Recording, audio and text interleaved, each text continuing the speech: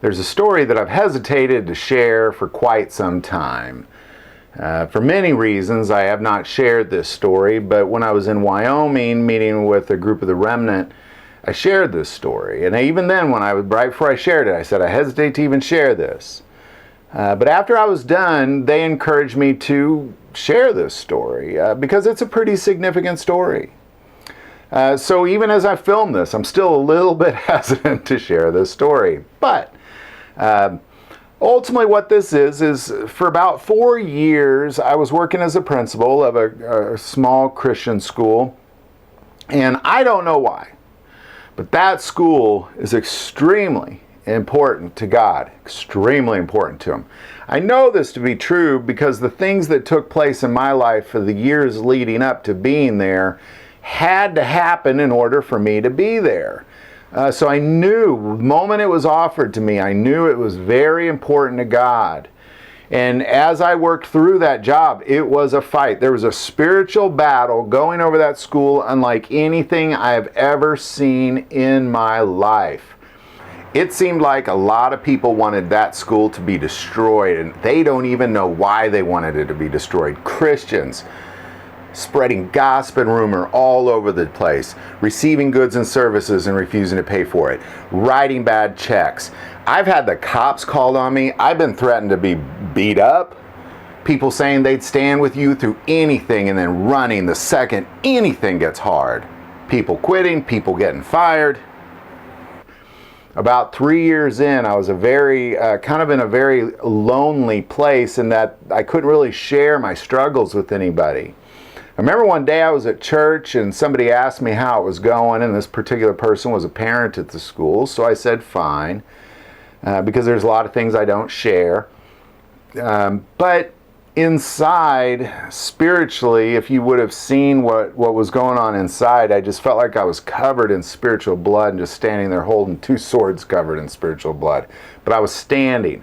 I was being victorious, but it was a hard fight. Every day, just constantly fighting. Lives being changed, just constant fighting. Unlike anything I'd ever seen in my life.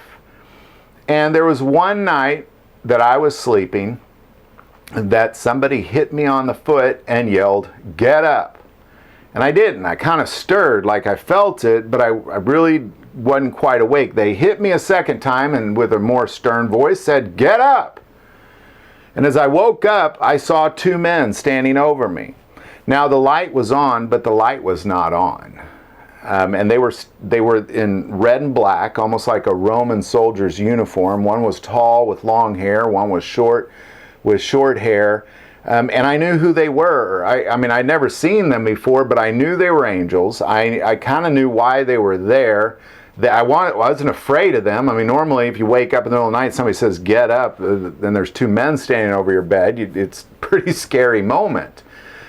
But I knew who they were, and I knew why they were there, and I wasn't afraid of them. I was thankful to see them, and you know, it wasn't a dream, because again, and I think that's why he physically hit me twice and yelled, "Get up."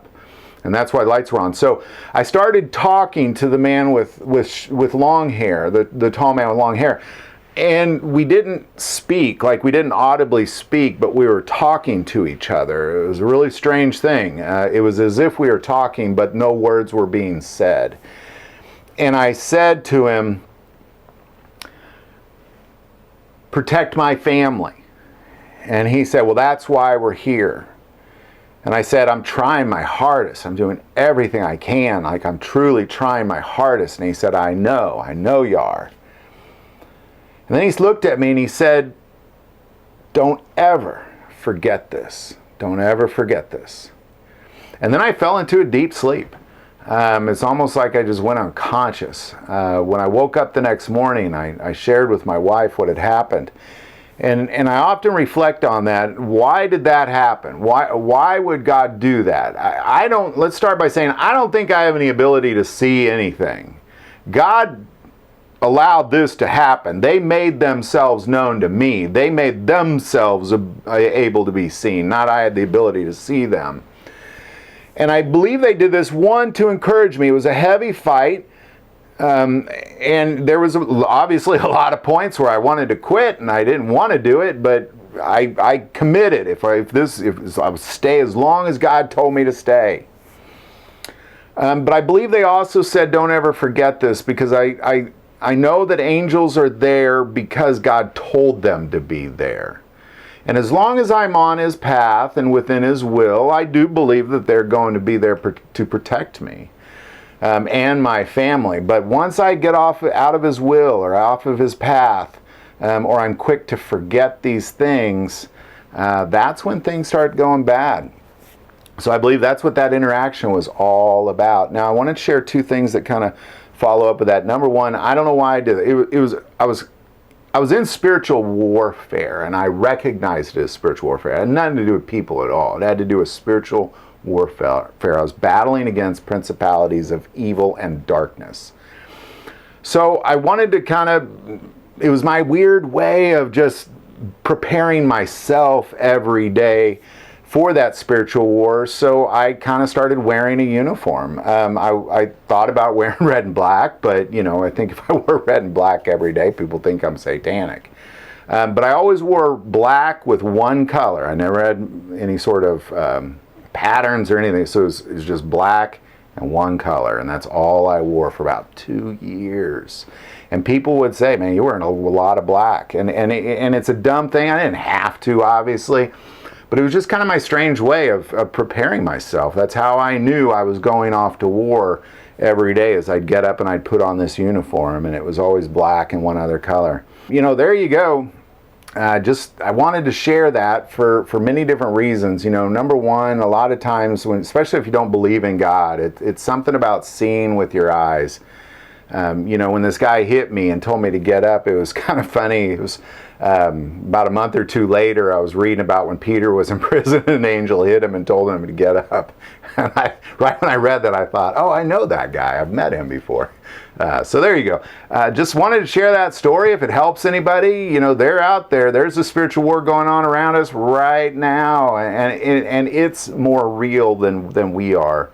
To think that it's not there, it's not taking place. These wars we're going through, it had nothing to do with people. It's about the coming of God's kingdom on earth as it is in heaven, and the enemy is doing everything within his power to stop it. And again, I don't know what it is about that little Christian school in Centerview, Missouri. I don't know what it is, but it is extremely, extremely important to God. It is still being fought over to this very day. So hope this video helps you in some sort of way. Love to hear your comments on it. Put them below. If you like this video, click like and subscribe. If you feel called to support this channel to Patreon, that link is also below. But the most important part of this channel, we take prayer requests, so never hesitate to send that in. Thank you for watching this episode of God, Family, and Guns. And as always, love God, love your family, and love guns.